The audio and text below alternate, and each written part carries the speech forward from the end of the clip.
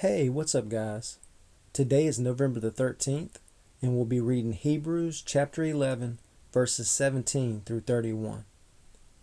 It was by faith that Abraham offered Isaac as a sacrifice when God was testing him.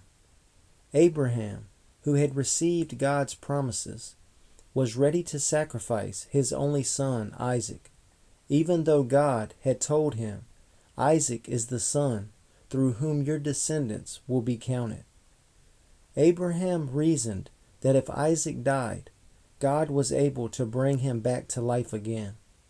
And in a sense, Abraham did receive his son back from the dead.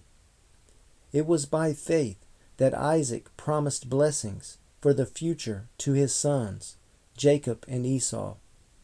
It was by faith that Jacob, when he was old and dying, blessed each of Joseph's sons and bowed in worship as he leaned on his staff. It was by faith that Joseph, when he was about to die, said confidently that the people of Israel would leave Egypt.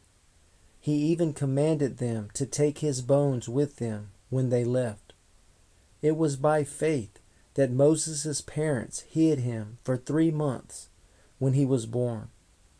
They saw that God had given them an unusual child, and they were not afraid to disobey the king's command. It was by faith that Moses, when he grew up, refused to be called the son of Pharaoh's daughter.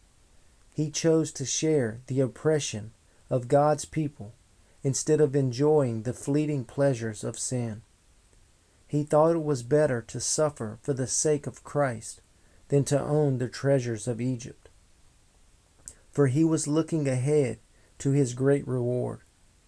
It was by faith that Moses left the land of Egypt, not fearing the king's anger. He kept right on going because he kept his eyes on the one who is invisible. It was by faith that Moses commanded the people of Israel to keep the Passover and to sprinkle blood on the doorpost, so that the angel of death would not kill their firstborn sons. It was by faith that the people of Israel went right through the Red Sea, as though they were on dry ground.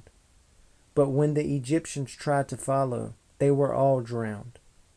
It was by faith that the people of Israel marched around Jericho for 7 days, and the walls came crashing down.